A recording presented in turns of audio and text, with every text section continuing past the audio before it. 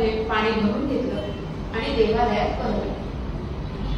आणि परत आल्यानंतर आजूबाजूला खेळणारी सगळी जी पोरं होती त्यांना जमवलं, त्यांच्याकडून एक छानशी एक दोरी घेतली आणि त्यांच्या मदतीने ती व्यवस्थित बांधून त्या घड्याचं अभिषेक पात्र केलं आणि आपल्या कमंडलूमध्ये आणलेलं पाणी त्या घड्यामध्ये ओतलं. आणि आता झालं असं की त्या घड्यातून जिथे बरोबर छिद्र राहिलं होतं तिथून भगवान शंकरांवर अभिषेक होऊ लागला. जेव्हा मंदिरामध्ये लोक दर्शनाला येत तेव्हा भगवान शंकरांच्या पिंडीवर ते डोकं ठेवतच असत, पण या घड्यातून त्यांना अभिषेक होतोय म्हणून आदराने त्या घड्यावरही डोकं टेकवत असत. हे सगळं सांगण्याचं मागचं कारण असं की जो घडा काही काळापूर्वी उकिरड्यावर फेकून देण्याच्या लायकीचा होता तो घडा साधू महाराजांच्या सहवासात आला आणि लोकांनी डोकं ठेवण्या इतका पूज्य झाला. हा घडा सुद्धा असाच फेकून देण्याच्या लायकीचा असतो, कारण त्याच्यामध्ये एक दोष होता, या घड्यामध्ये अनेक दोष आहेत आणि हा घडा सुद्धा खरं तर काहीच कामाचा नाही, निरुपयोगीच आहे तसं म्हणलं. पण जेव्हा हा घडा सद्गुरूंच्या सान्निध्यात येतो तेव्हा हा घडा सुद्धा कदाचित पूज्य होण्याच्या लायकीचा होतो. म्हणून काय करावं तर तुकोबा म्हणतात त्याप्रमाणे एक गोष्ट लक्षात ठेवावी, सद्गुरु वाचोनी सापडेना सोय, घडावे ते पाय आधी.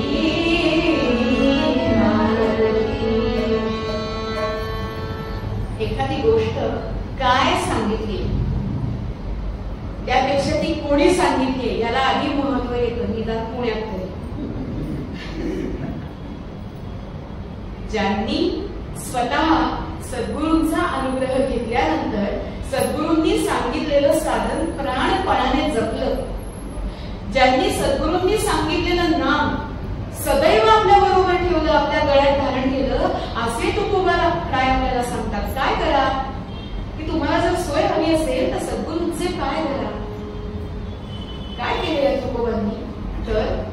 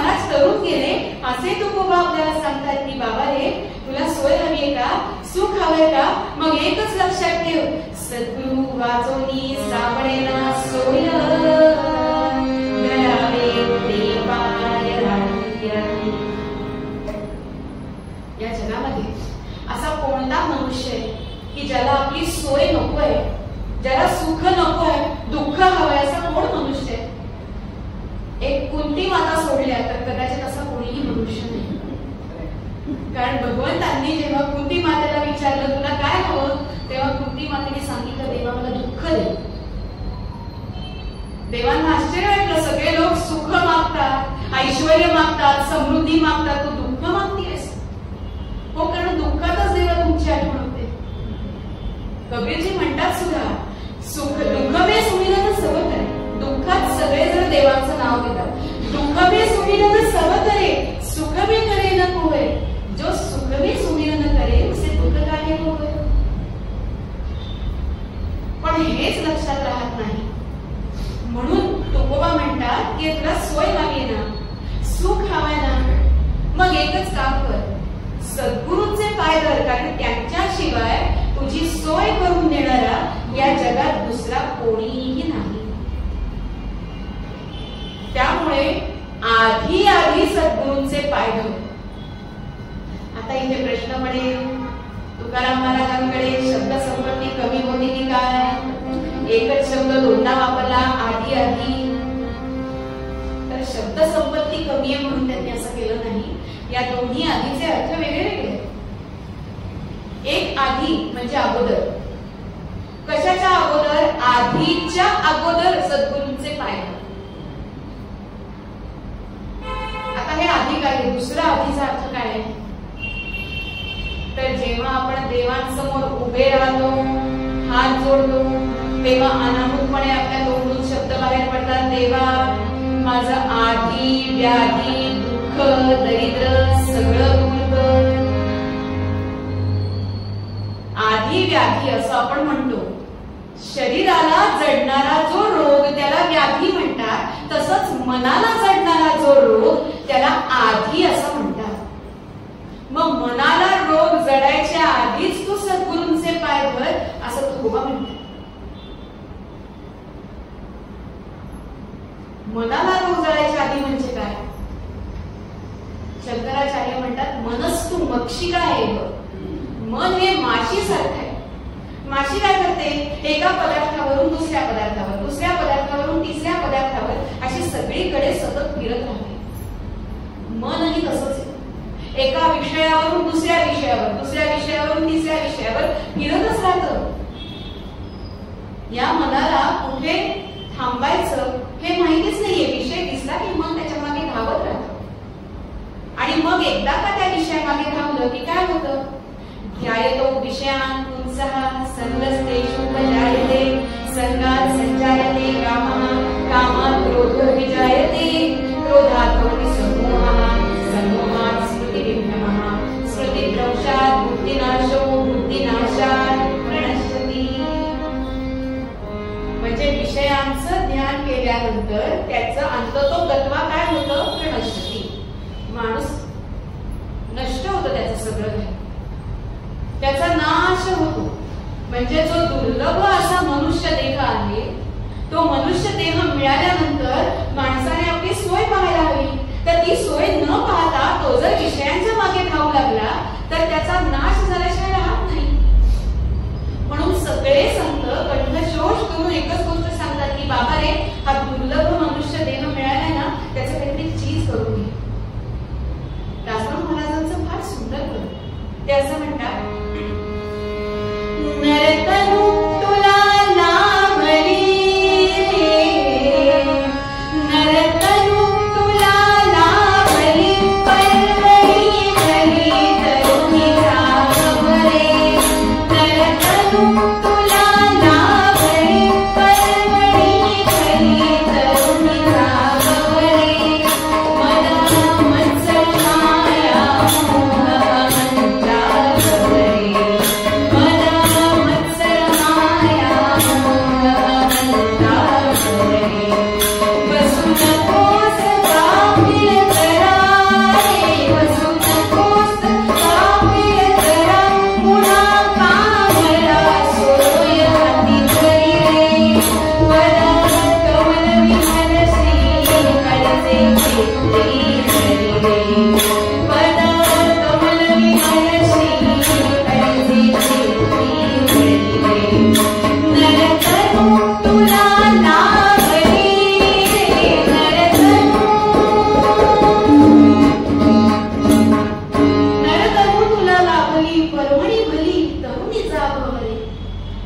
केवढी मोठी परवणी मिळालीये.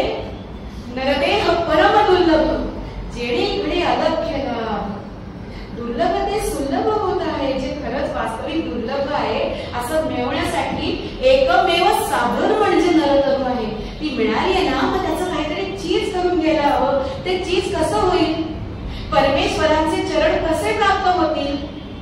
सद्गुरु वाचोनी सापडेना सोय, करावे ते पाय घातले. हे सगळं कशामुळे घडेल? सद्गुरूमुळेच घडेल, त्याच्याशिवाय हे घडले नाही. त्यांच्याशिवाय ही सोय करून देणारा कोणीही नाही, कारण सद्गुरूंनी तो अनुभव घेतलेला आहे.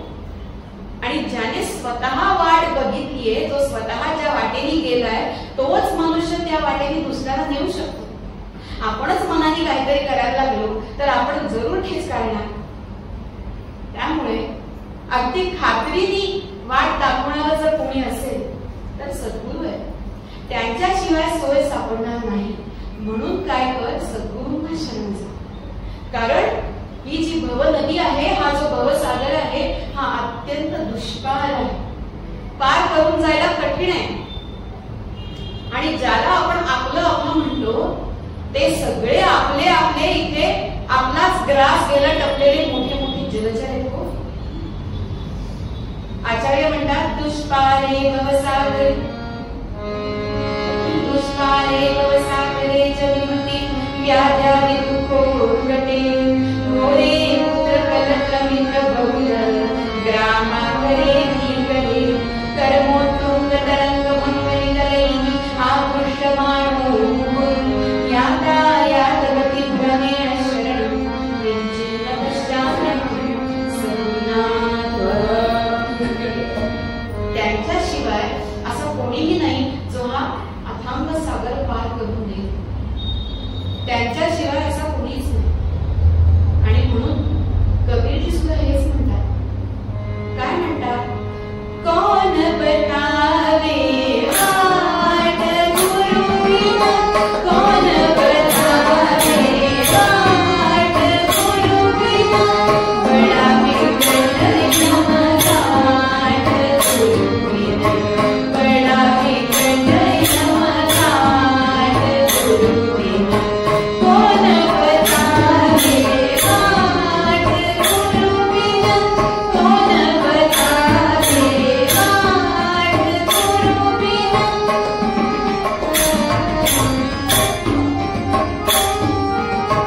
भ्रांतीची बळी नदिया खिंचवो, भ्रांतीची बळी नदिया खिंचवो, अहंकार की राट गुरु बिना, अहंकार की राट गुरु बिना.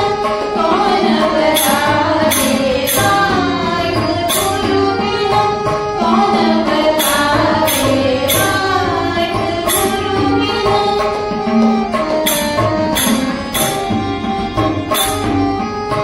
कहत कबीरा सुन भाई साधो, कहत कबीरा सुन भाई साधो, योग नाभो वाट गुरु बिना, योग नाभो वाट गुरु बिना.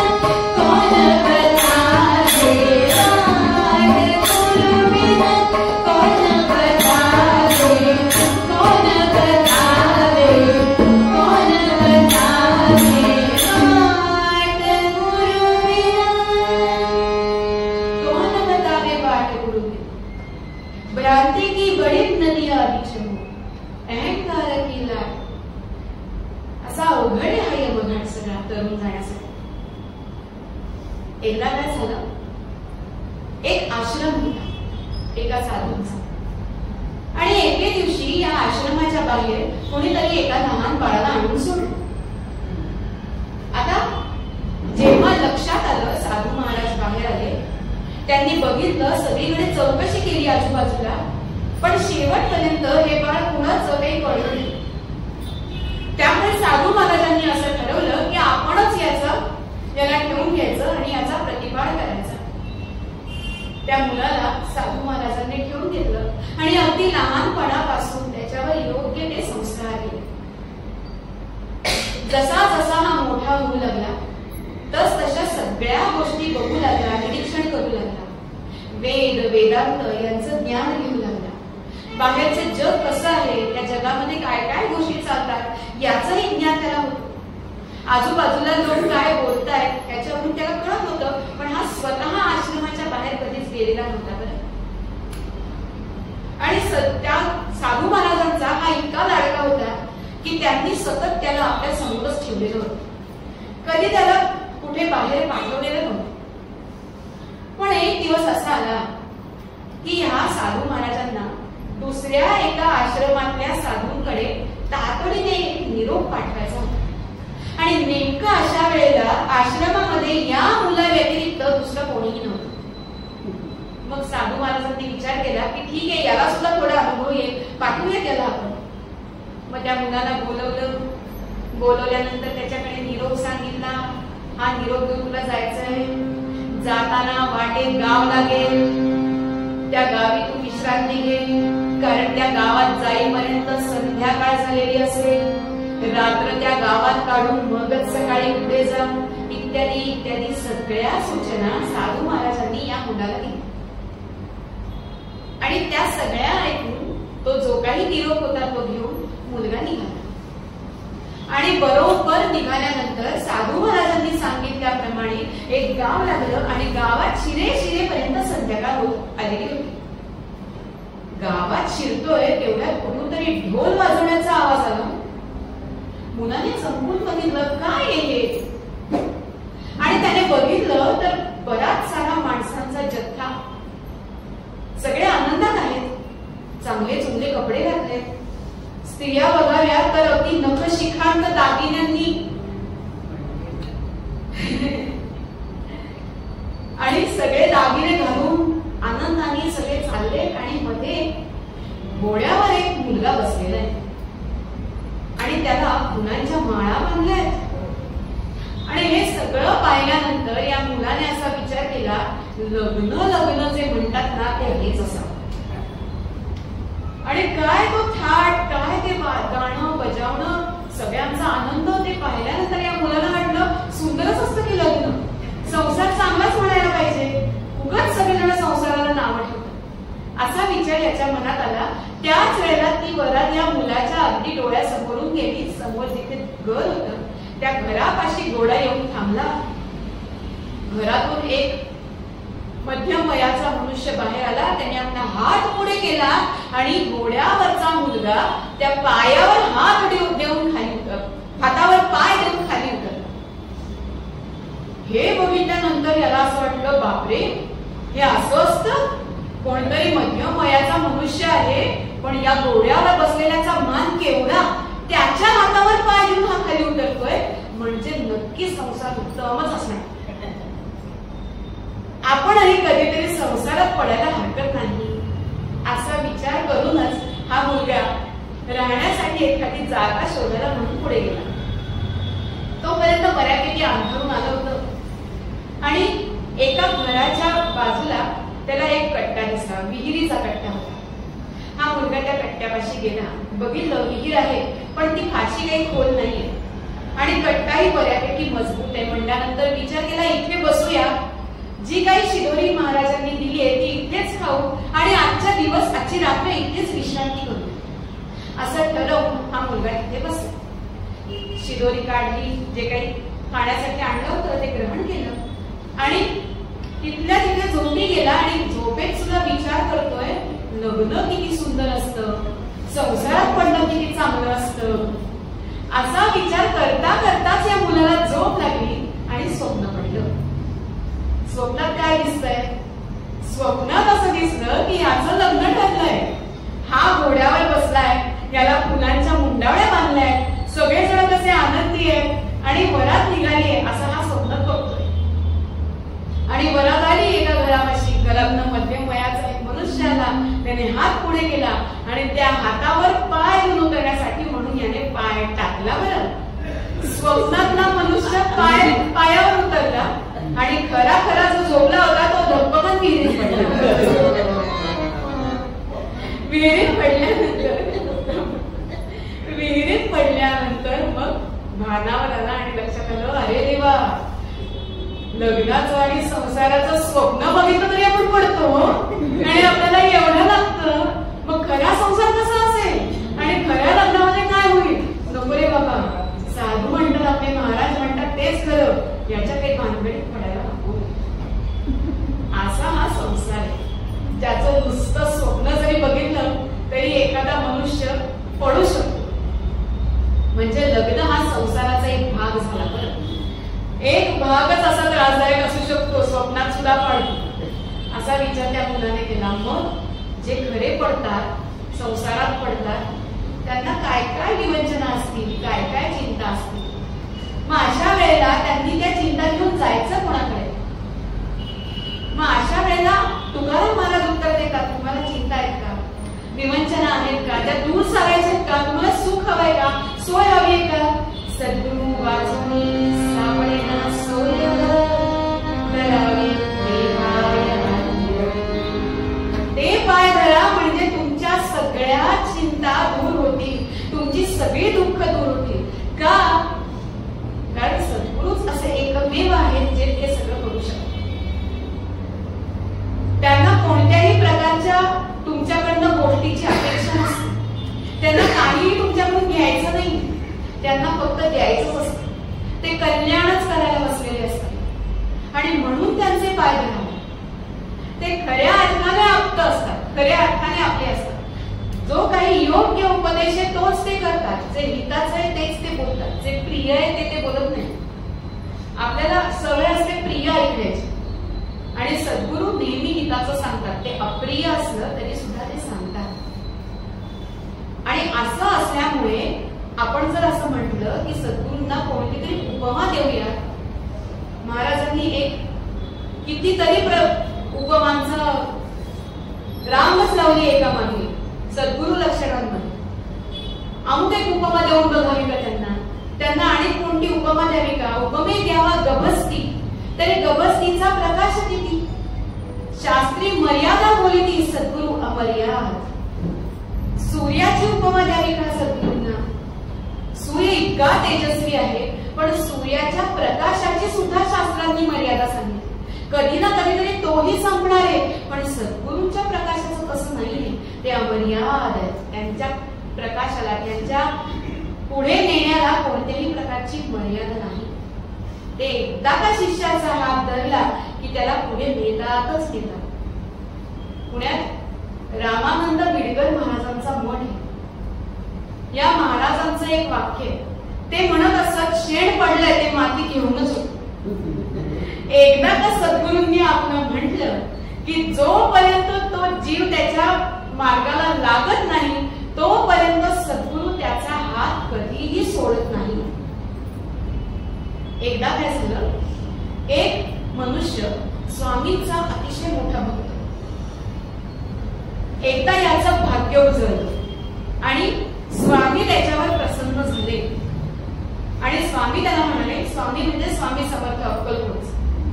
स्वामी त्याला म्हणाले, चल आज मी तुला एक गोष्ट दाखवतो. म्हणून त्याच्या हाताला धरलं आणि त्याला सांगितलं, डोळे मिट. त्याने डोळे मिटले आणि जेव्हा डोळे उघडले तेव्हा ते दोघं जण समुद्र किनारी होते. आता त्या समुद्राच्या रेतीमध्ये स्वामींनी एक चौकोन आखला आणि स्वामी म्हणले, बघ बघ काय दिसतंय. या भक्ताने बघायला सुरुवात केली आणि त्याला त्याचे अनेक जन्म त्या चौकोनामध्ये दिसू लागले. कितीतरी जन्म दिसतात आणि त्याला लक्षात येत आहे, हा मीच आहे. प्रत्येक जन्मात आपण काय केलंय, कुठे गेलोय, कुठे राहिलोय हे सगळं दिसतंय त्याला. पण एक विशेष गोष्ट त्याला दिसतीये की प्रत्येक वेळेला त्याच्या बरोबर त्याला शेजारी 2 पावलं चालताना दिसतंय. त्याला असं दिसतंय प्रत्येक जन्मामध्ये आपण वाटचाल करत असताना आपल्या शेजारी आणखी 2 पावलं आहेत.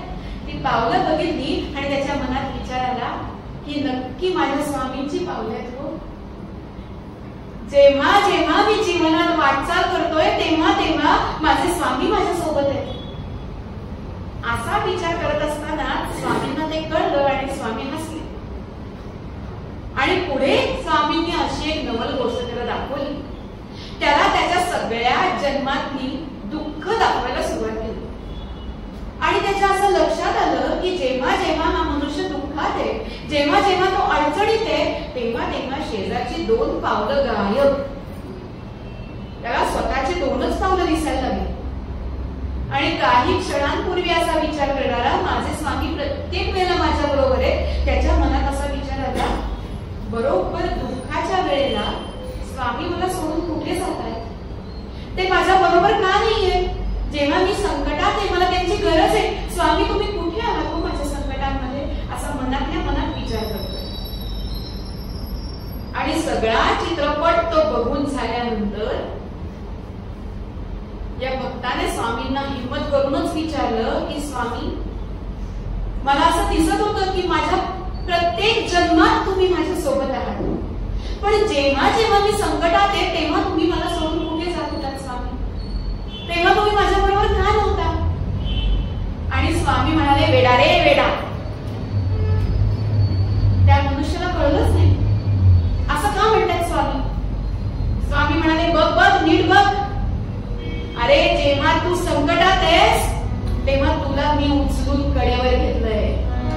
त्यामुळे शेजारची 2 पावलं तुला दिसत नाहीये, तुला दिसतायत ती तुझी पावलं नव्हे, ती माझी पावलं आहे.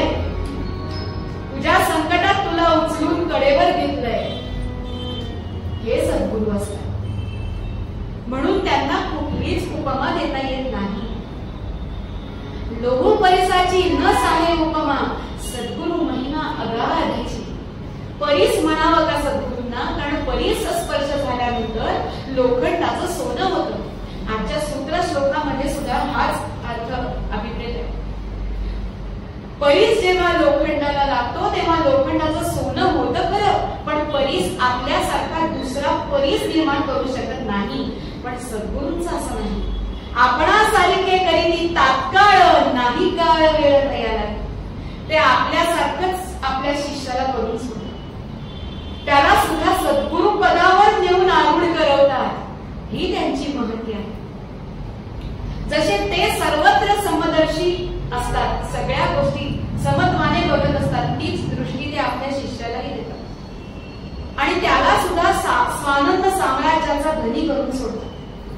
नामदेव महाराजांची गोष्ट आपल्या सगळ्यांना माहिती आहे. मुक्ताबाईने थापटणं हाणलं आणि कच्चं मडकं म्हणल्यानंतर नामदेव महाराज विठ्ठलांकडेच गेले आणि विठ्ठलांना सगळी तक्रार सांगितली. तेव्हा विठ्ठल स्वतः म्हणाले की अरे, माझं खरं स्वरूप जाणून घ्यायचं असेल ना तर तुला सद्गुरूंनाच शरण गेलं पाहिजे.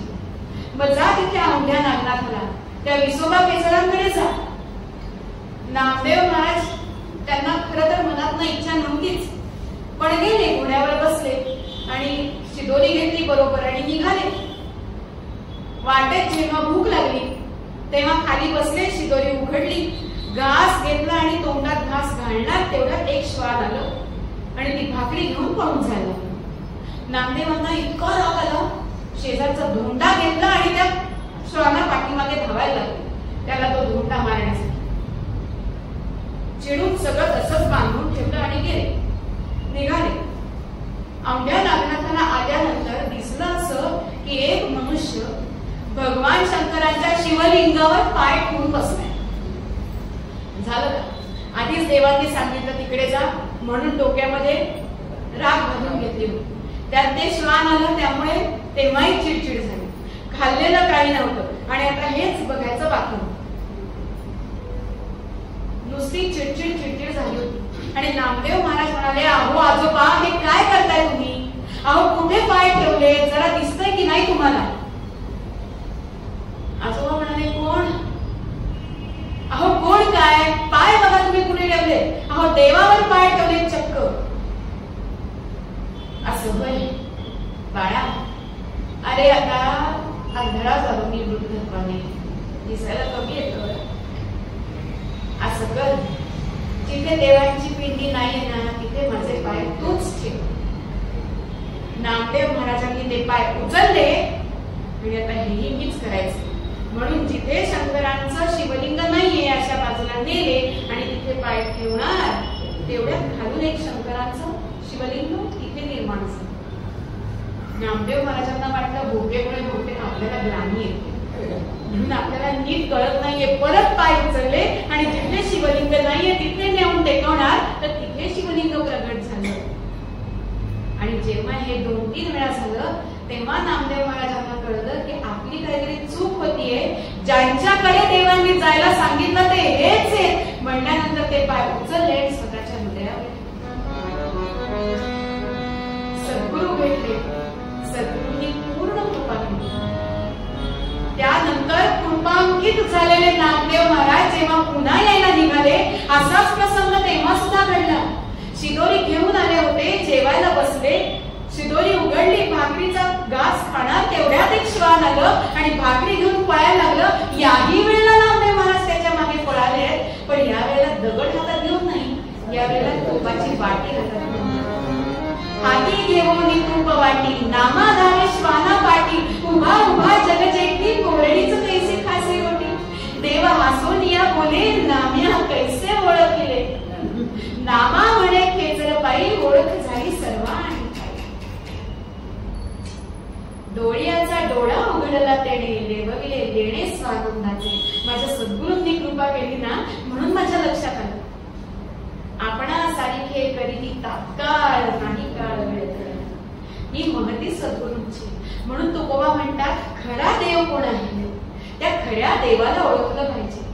खरा देव म्हणजे दुसरा तिसरा कोणी नाही, सद्गुरू हेच आहेत खरे. सद्गुरू होऊन देव मोठा जयासी वाटे तो करंटा असं म्हणतात. कबीरांना सुद्धा जेव्हा विचारलं तुमच्या समोर तुमचे सद्गुरू आणि तुमचं आराध्य दैवत एकाच वेळेला प्रकट झाले तर तुम्ही काय कराल? आधी नमस्कार कोणाला कराल? गुरु गोविंद दो खडे काके लागत पाव बलिहारी गुरु आपणे गोविंद दियो मिला. दोघेही एकाच वेळेला माझ्या समोर प्रकट झाले तर पहिला नमस्कार मी माझ्या सद्गुरूंना करेन, कारण त्यांच्यामुळे आज मला माझ्या आराध्य दैवताला बघण्याचं भाग्य लाभलं. मग काय करावं? तुकाराम महाराज म्हणतात खऱ्या देवाला विसरून जाऊ नये. तुका म्हणे कैसे आंधळे हे जन गेले विसरवून खऱ्या देवा. जे सद्गुरूंनी सांगितलेल्या मार्गाने जात नाहीत ते खऱ्या अर्थाने आंधळे म्हणायला हवे, कारण त्यांना बरोबर मेघ माहिती आहे. जेव्हा सद्गुरू आपल्या शिष्याकडे कृपादृष्टीने बघतात तेव्हा त्या शिष्याच्या आधीच्या अनेक जन्मांचा लेखाजोखा त्यांच्या समोर उलगडलेला असतो. आजच्या भाषेत सांगायचं झालं तर स्कॅन करतात ते. बरोबर माहिती असतं त्यांना की काय पूर्व सुकृत, त्यामुळे कोणता उपदेश याला केला पाहिजे, काय याला सांगितलं तर ते फळणार आहे हे त्यांना माहिती असतं. म्हणून आपल्याच डोक्याने काहीतरी न करता त्यांनी जे सांगितलंय ते धरून त्याप्रमाणे जर वाटचाल केली तर खऱ्या अर्थाने सोय सापडणार नाही. काय म्हणतात तुकोबा? एकदा स्मरण करू आणि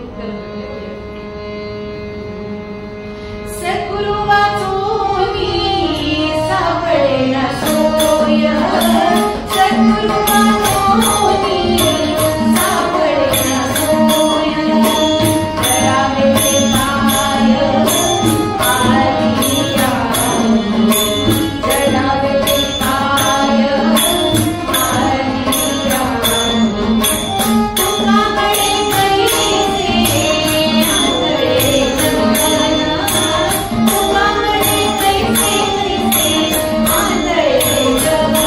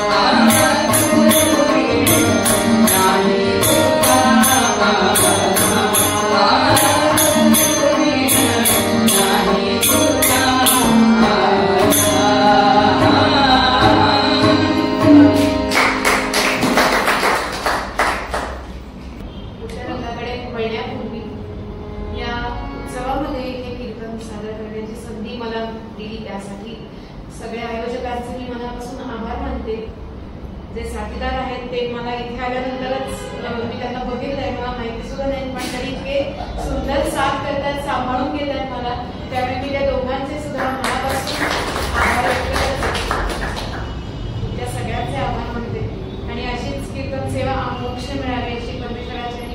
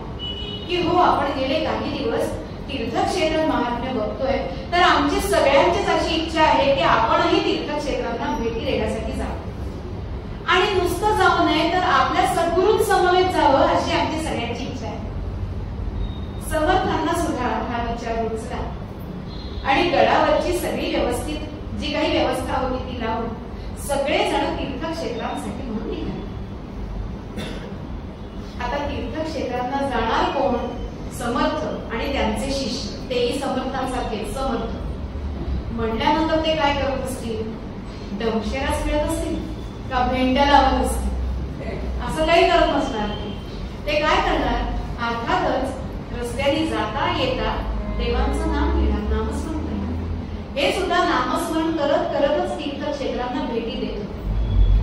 वेगवेगळे विषय समर्थ सांगत होते, शिष्य ते सगळं ऐकत होते आणि देवाचं नाव घेत घेत सगळे चालले. जाता जाता प्रथम सगळेजण चाफळ क्षेत्री आले. तिथे आल्यानंतर आता इथून पुढे आपल्याला जायचं आहे म्हटल्यानंतर सगळ्यांनी अनुष्ठान करायचं ठरवलं. सगळे एकत्र बसले आणि त्रयोदशाक्षरी मंत्राचं अनुष्ठान करायला घेतलं. श्रीराम जय राम जय जय राम, श्रीराम जय राम जय जय राम, श्रीराम जय राम जय जय राम, श्रीराम जय राम जय जय राम, श्रीराम जय राम जय जय राम, श्रीराम जय राम जय जय राम, श्रीराम जय राम जय जय राम, श्रीराम जय राम जय जय राम, श्रीराम जय राम जय जय राम, श्रीराम जय राम जय जय राम, श्रीराम जय राम जय जय राम. असं त्रयोदशाक्षरी मंत्राचं अनुष्ठान केलं आणि सगळे तिथून पुढे निघाले. आणि तिथून पुढे निघाल्यानंतर सगळेजण त्र्यंबकेश्वरला आले. आणि तिथे आल्यानंतर भगवान शंकरांचं दर्शन घेण्यासाठी म्हणून सगळेजण रामदास स्वामींबरोबर आत देवळात गेले. आणि आत गेल्यानंतर सगळ्यांना असं जाणवलं की सगळ्या चैतन्याच्या लहरीच आजूबाजूला आहेत. आणि समर्थांनी त्यांना सांगितलं, घ्या दर्शन घ्या. या भगवान शंकरांचं दर्शन घेतलं ना की मृत्यूचं सुद्धा भय राहत नाही. बरं, अशा शंकरांचं सगळ्यांनी दर्शन घ्या. कसे आहेत हे?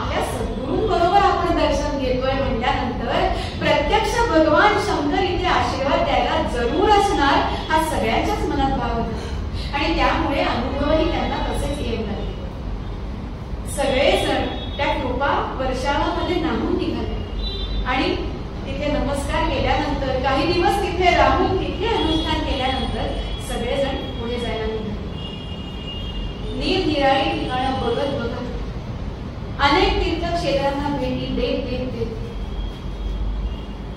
मध्ये नाशिक मध्ये सुद्धा थांबले, जिथे समर्थांनी गायत्रीचं पुरस्चरण केलं अशी जागा सगळ्यांनी बघितली. तिथे गेल्यानंतर रामदास स्वामी महाराजांच्या अंगावर रोमांच उभं राहिलं. श्रीरामांची सारखी आठवण यायला लागली, डोळ्यातून अश्रुधारा व्हायला लागली. ज्याचं सारखं नित्य स्मरण करावं असे श्रीराम ज्यांनी इथे दर्शन दिलं ती ही जागा म्हटल्यानंतर रामदास स्वामी मूक झाले. सगळे शिष्य शांतपणे हे सगळं पाहत होते. आपल्या सद्गुरूंवरचं, आपल्या सद्गुरूंचं देवांवरचं प्रेम बघत होते. भक्ती कशी असावी याचा परिपाठ शिकत होते. सगळे जण शांतपणे बघत होते. कसे व्यक्त होतात आपले गुरुजी, कसे आठवतात, कसं त्यांच्या डोळ्यामध्ये अष्टसात्विक भाव जागृत होतात. त्यातून आपण काय शिकायला हवं? सगळे जण बोध घेत होते आणि मनात श्रीरामांचं नाव घेत होते.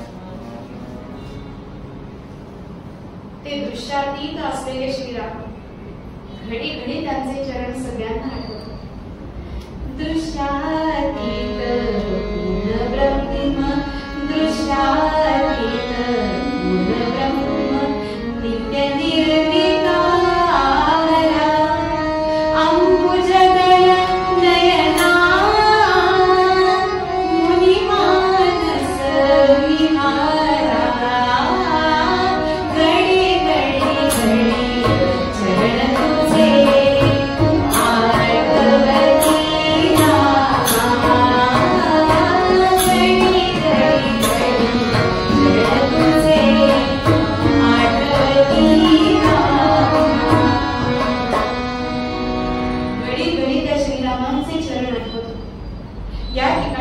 वेगळाच अनुभव सगळ्या शिष्यांनी घेतला. सगळेजण मूक राहिले आणि तिथून त्या ठिकाणाचा निरोप घेऊन सगळे पुढे निघाले.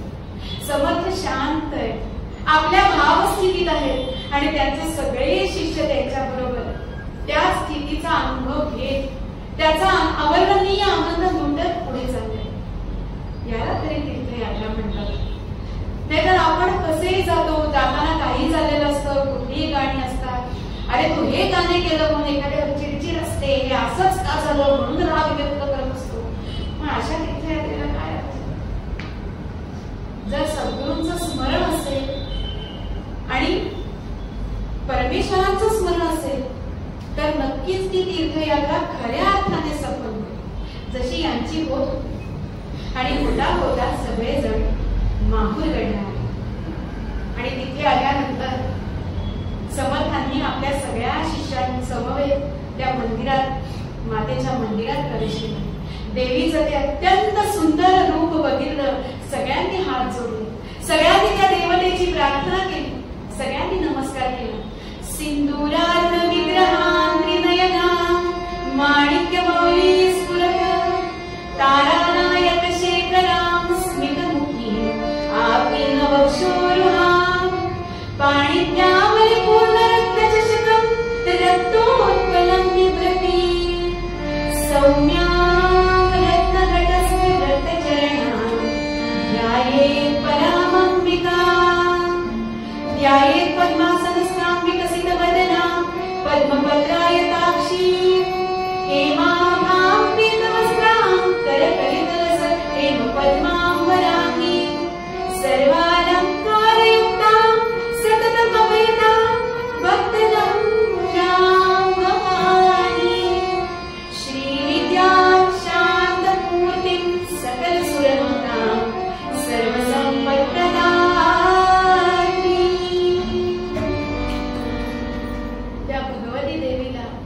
सगळ्यांनी लोटांगण घातलं, तिचे आशीर्वाद घेतले. इथे सुद्धा त्याच चैतन्याच्या लहरींचा अनुभव समर्थांच्या सगळ्या शिष्यांनी घेतला. आणि वरच्या बाजूला जे दत्तात्रेयांचं स्थान आहे तिथे दत्तात्रेयांचं दर्शन घेण्यासाठी म्हणून हे सगळे निघाले.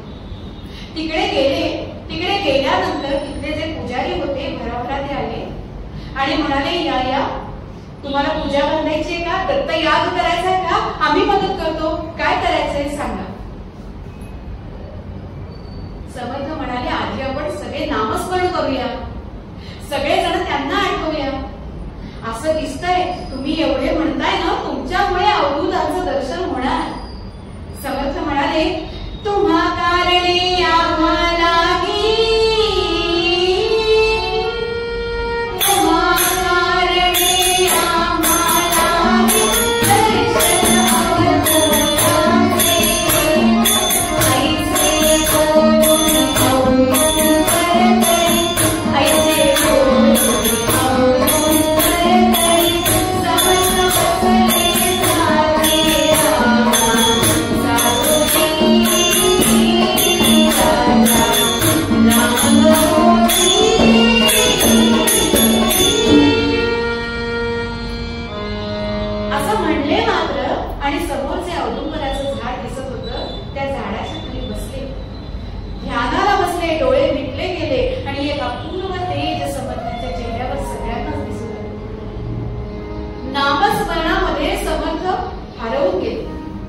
समर्थांचे सगळे शिष्य त्यांच्या भोवती बसले, सगळेजण नामस्मरण करतात. आणि अशा वेळेला एक अघटित प्रसंग तिथे घडला. बरं, सगळेजण बघताय आणि मंदिराच्या त्या पटांगणामध्ये एक फकीर आला.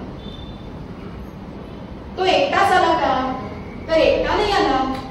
इतुक्यात फकीर आला, इतुक्यात फकीर आला, पत्नी सरतीन बालके स्थान कुक्कुट बकरे रेडा, कुक्कुट बकरे रेडा, संगे घेऊन विपुल सामान, संगे घेऊन विपुल सामान. तो फकीर, त्याची पत्नी 3 बालकं आहेत. एवढंच नाही, भला मोठा हंडा आहे, 3-4 दगड आहेत, 25 कोंबडे आहेत, 6 बकरे आहेत, एक अर्धांड रेडा आहे आणि असे सगळा लवाजमा इथे पटांगणामध्ये आहे. सगळ्यांना असं वाटतं हे काय आहे, देवाच्या दारामध्ये हे सगळं काय चाललंय. अरे पण पुढे जाऊन बोलण्याची शामत नव्हती कोणाची. तो फकीर तिथे बसलाय, फकीर वेशधारी मनुष्य म्हणूया कारण त्याची पत्नी बरोबर आहे. तो फकीर वेशधारी मनुष्य तिथे बसला आहे आणि फक्त आपल्या त्या पत्नीकडे बघितलंय. त्याने बघितल्या बरोबर तिने काय करावं, 4 दगड मांडले, भला मोठा हंडा त्याच्यावर ठेवलाय आणि खाली अग्नी प्रदीप्त केलेला आहे.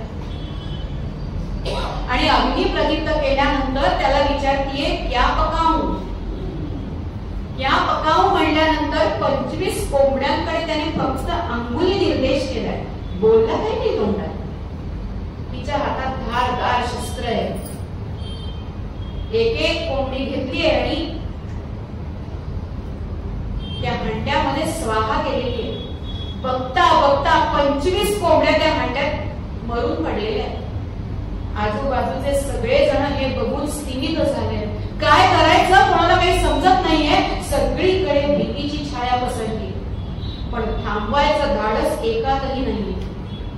हे असं सगळं चाललंय आणि ती बाई इकडे बघतीये हंड्यात आणि म्हणतीये, हुजूर हंडा नाही भरा, आपक्या पकाऊ. म्हटल्यानंतर 6 बकऱ्यांकडे अंगुली निर्देश केले. जशा कोंबड्या स्वाहा झाल्या तशा 6 बकऱ्या त्याच्यामध्ये स्वाहा झाल्या. धारदार पात सगळं रक्ताने माखलंय, आजूबाजूला सगळं सांडलंय, वरती पक्षी ओरडतायत. एका क्षणात भयाचं वातावरण निर्माण झालंय. समर्थांच्या शिष्यांना हे कळलंय काय चाललंय. आजूबाजूचा गोंधळ ऐकून समर्थ मात्र शांत आहेत. त्यांचे डोळे उघडले गेले नाहीयेत की ते कसोबरही हल्लेले नाहीये. त्या 6 बकऱ्या त्याच्यामध्ये टाकल्यानंतर आपक्या पकाऊ अभी तक हंडा नाही भरा म्हणल्यानंतर 3 बालकांकडे अंगुली निर्देश केले. या वेळेला मात्र सगळ्यांनी गच्च डोळे मिटून घेतले आणि जेव्हा हळूच डोळे उघडले तेव्हा समोर ती 3 बालकं नव्हती. ती बाई म्हणते अभी तक हंडा नाही भरा, अभी तक नहीं भरा, क्या पकाऊ. एका अर्धांड रेड्याकडे अंगुली निर्देश केलाय. एवढा मोठा अर्धांड रेडा आणि ही एक स्त्री आहे. कसं करेल म्हणेपर्यंत तिने त्याला स्वाहा केलेलं आहे. त्या हंड्यामध्ये सगळं संपलं, बरोबर आणलेलं सगळं संपलं. अजूनही हंडा भरलेला नाहीये, हक्क्या करू असं विचारल्यानंतर त्या फकीरांनी इकडे तिकडे नजर टाकली. प्रत्येक जण भीतीने चळा कापतोय. पळून जाण्याचं सुद्धा धैर्य नाहीये कारण पाय लटपटतायत. उभं राहणार कसं. जागच्या जागी सगळी माणसं भिजल्यासारखी झालीये. काय करायचं, कोणाला हाक मारायची, कोणालाही काही सुचत नाहीये. आणि अशा वेळेला या फकीराने सगळीकडे नजर टाकून समर्थांकडे नजर त्याची गेली आहे आणि समर्थांकडे अंगुली निर्देश केलेला आहे. समर्थांकडे अंगुली निर्देश केल्यानंतर काही शिष्य धैर्याने उठले आणि समर्थांच्या पुढे येऊन उभे राहिले. आता जे होईल ते होईल, आमच्या सद्गुरूंचे चरण आम्ही सोडणार नाही, त्यांना सोडून आम्ही मागे हटणार नाही, आला तर येऊ दे अशा भावनेने पुढे उभे. आणि ही बाई आपलं धारदार शस्त्र घेऊन समर्थांच्याकडे जाणार तेवढ्यात हा उठलाय आणि त्या बाईला म्हणालाय, ठहरो, तुमसे नहीं होगा, तुमसे नहीं होगा. म्हणून स्वतःच्या हातात शस्त्र घेतलंय. दाण दाण पावलं टाकत समर्थांच्या जवळ हा आलाय आणि शस्त्र उघडलंय आणि आता मारणार. तेवढ्याच समर्थांनी डोळे उघडले. समर्थांनी डोळे उघडून बघितलंय आणि अत्यंत आनंदाने हसले आणि हसून समर्थांनी त्या फकीराच्या पायावर लोटांगण घातल्यानंतर त्याच्या हातात धारदार शस्त्र म्हणून पडलंय. समर्थांना त्याने उठवलंय. शिष्यांना कळे ना, त्या पुजाऱ्यांना कळे ना हा प्रकार चाललाय काय. आणि समर्थ हात जोडून म्हणताय, देवा अहो मी मी तुम्हाला ओळखलं, पण माझी ही मुलं अजाण आहेत, अज्ञानी आहेत. तुमचं मूळ रूप त्यांना दाखवा. आणि जेव्हा फकीराने सगळ्यांकडे कृपा दृष्टीने पाहिलं, तेव्हा सगळ्यांना तिथे काय दिसलं? तेव्हा फकीर दिसला नाही, तेव्हा दिसलं शिरे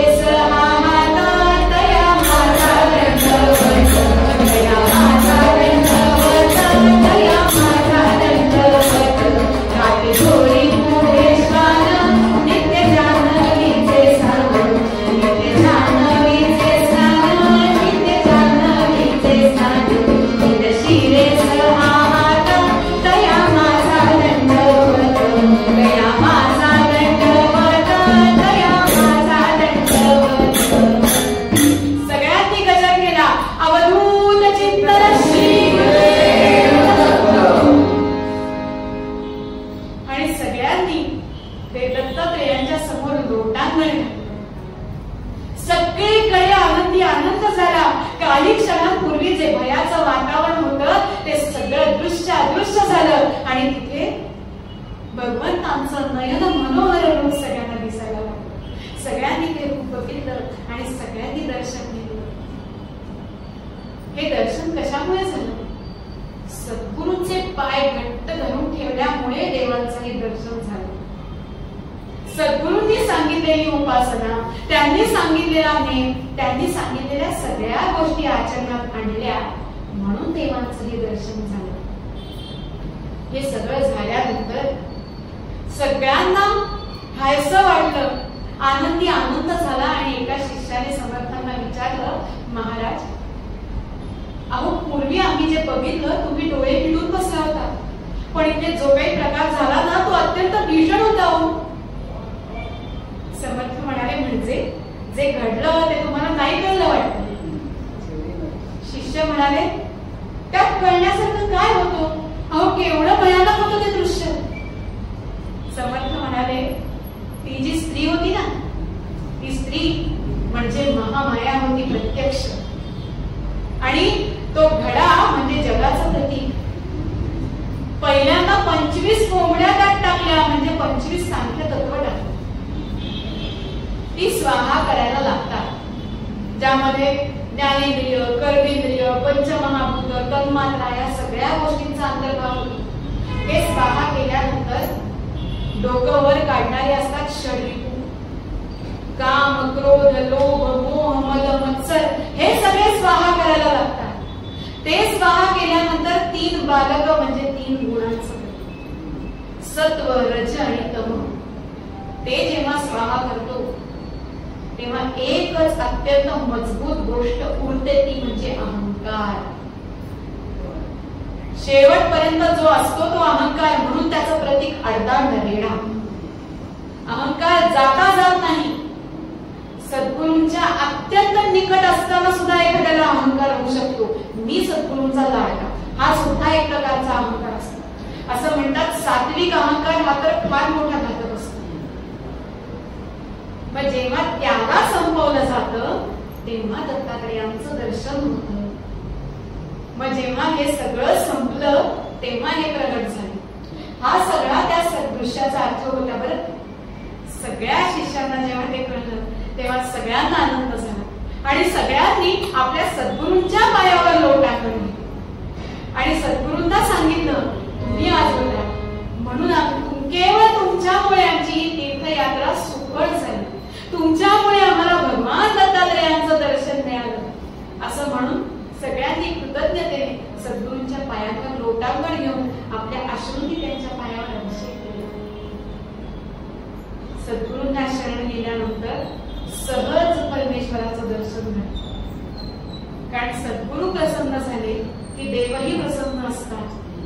एखाद वेळेस देव रागवले तर सद्गुरू मध्ये पडून देवाचा रोष घालवू शकतात, पण जर सद्गुरू रागवले तर देव सुद्धा काही करत नाही. कबीर म्हणतात. मग काय करावं? सद्गुरूंना शरण जावं. काय म्हणतात तुकोबा, आठवूया आणि थांबूया. सद्गुरू माझोनी सापडे ना सोय, सद्गुरू माझोनी